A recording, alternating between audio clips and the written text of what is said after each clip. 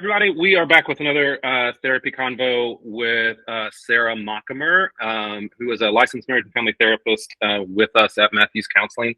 And she is also pursuing her PhD and is in the middle of her dissertation we were just talking about. All right.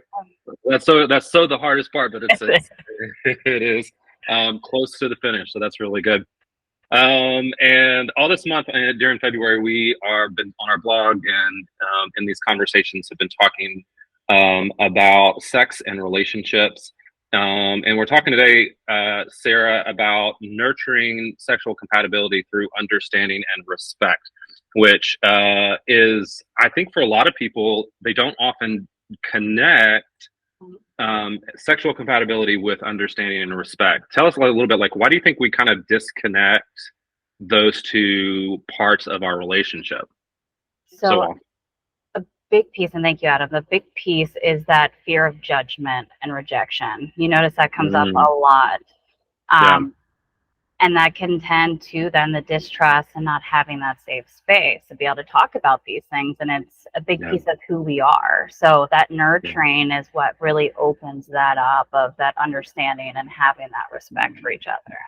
yeah. And I think that to me, that also we disconnected a lot of times because we like that fear keeps us from actually having conversations about sex, but it also can often keep us from really investing in those components that you're talking about with the idea of sexual compatibility in mind. And I think that one of the things that happens is, one of the stats is that like I think it's like people when couples when they talk more about sex, they are more satisfied in their sexual relationship, they're more compatible, but the vast majority of couples don't, right? Yeah. And so being able to invest in those pieces of understanding and respect really, and pairing that with conversations about sex is really going to go a long way to being able to improve compatibility and satisfaction, right? um, what are the things for you that you feel like, how do we begin to get past that fear of judgment, to get past that fear of rejection that so often comes with conversations about sex? So the first step is creating that safe space. So a lot of times, even having check-ins, emotional check-ins after, and really working on connecting, that helps. It makes sure you have that empathy that's in place. Remain curious. That's another big component. Yeah, And then really working on to make sure you're giving feedback and not criticism also while you're trying to communicate yes, during that safe space, exploring with each other. I think that's a big yes. piece. Yeah, I think, and let's break those down a little bit because I think every single one of those, like, it's easier to talk about than it is to actually do, So right? true. Very true. Yeah, so let's talk about that open communication. We're creating that safe space. Like, what are we doing during those times where we're communicating with each other and trying to make it safe and non-judgmental? What are the hallmarks of those types of conversations? So the big piece is just the main point is respect, going in and having the understanding of good Yeah, intention. The goal here is for us to connect. And that's where that yeah, nurturing piece is. So if you're able to yeah, go with the whole forefront of that as the foundation of the conversation, that's yes, where it has that creates that feeling, right, of that judgmental free zone. So yeah, going in and knowing my intention here is to connect with you, and I want you to feel connected while we're being yes, intimate, yeah, and knowing that is it. So as you create yeah, that piece, then asking those open questions like, what do you enjoy? What would you like more of? What is yes, something we could do different? So yes. those components of keeping it where I'm just here to nurture our relationship, and this is our value, we're building on that. I think that's so smart, Sarah, because like one of the things that I think couples don't do often is go into hard conversations with a goal of what they're trying to do. And so even stating that out loud, I want this to be connecting for us. I want us to have a connecting conversation. I want us to have a safe conversation. Like even saying those out loud can really lower any of the fear of judgment and rejection, right? Because that if I know that that's the goal going in, I'm going to be able to so much more to to lower my defenses, to be vulnerable, to say the things that I need to say, to answer those questions honestly. One of the things that I would add is, and you tell me what you think about this too, is that I think we have to enter into these conversations accepting of what our partner has to say, right? That non criticism, not criticizing, not rejecting means that there has to be a level of acceptance, even if we don't understand our partner's needs or wants or desires when it comes to sex. Does that ring true for you? Do you see that happening with your couples that you work with?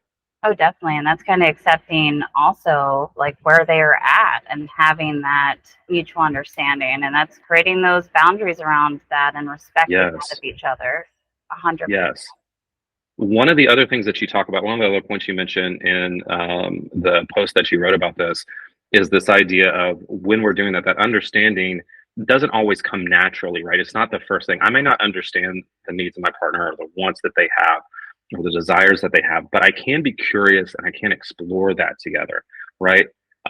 Tell me what it looks like to you when, if I don't understand what my partner is asking, what their needs or their wants they're requesting, right? It may sound weird to me. It may sound out of left field. It may sound like completely against everything I know about sex, what I've been taught about sex. It could be really different. So how do I then begin to move into that place where I am curious without judgment, right? Because curiosity sometimes can sound like judgment, right? You know that. So how do I do that in a way that really continues to foster that understanding and respect that you're talking about? So that's a big piece on where that curiosity comes in. So being able to go into that with empathy. So even though you may not agree, when you go to give empathy, that's where you show that you can relate, right? And connecting on that Mm, emotion. So there may be a yeah. time where may have felt like someone is not able to understand quite me in the same area, but I can Yes. still provide and connect with that feeling. So that's the big piece Yes. of where empathy comes in with this. Yeah. So understanding, asking around, not even specifically about the specific thing they're asking about, but asking questions about where that comes from, Yeah. what it does for them, what emotional need it fulfills for them.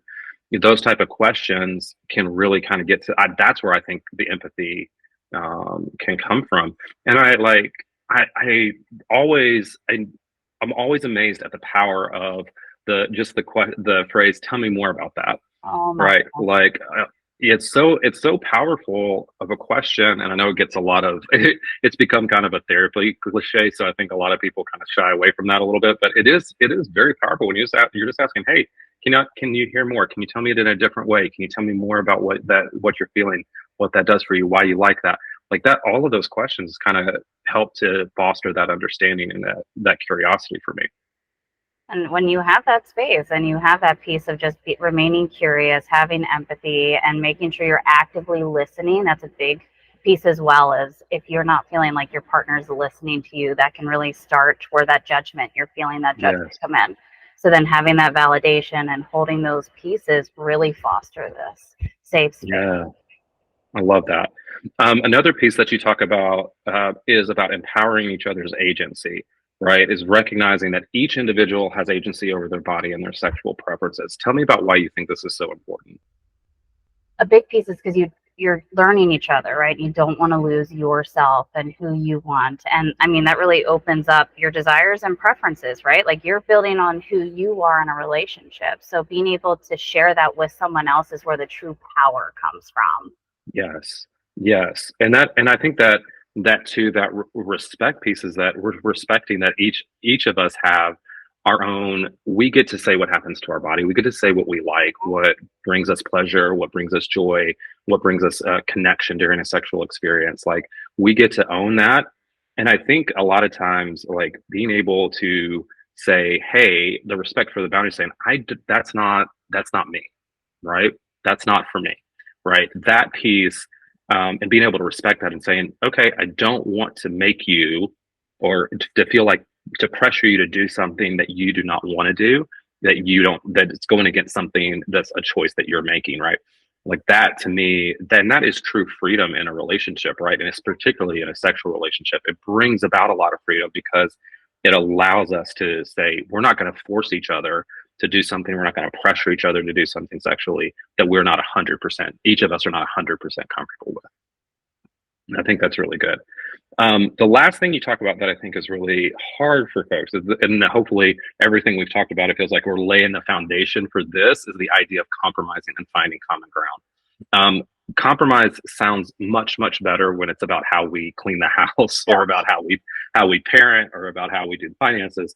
When it comes to sex, compromise can feel really bad, especially given that what we just talked about agency. So, kind of reconcile that a little bit for me about how do you talk to couples about this idea of compromising without sacrificing agency? Which this is a big part where people get stuck, is how do I come in and compromise? So like we set up that piece of nurturing, like safe space, adding all these components in, but when you're having this piece, so when it comes to compromise during intimacy, you don't want to lose your individual self, but you Yes. have to be able to learn more about each other. So Yeah. even though I set a boundary, I want to respect that boundary. I want to understand it though. I need to have a deeper understanding of what your feelings are, where these emotions are, so we can work on connecting. That maybe there's Mhm. another piece that we can do something differently that you're 100% comfortable with. Yes. So it is really digging in and just understanding each other and knowing like this is a piece that's going to help us grow. I want to remain curious. Help me understand Yes. where this is coming from on this deeper level. And that's where that piece of that connection comes in, where then you can compromise.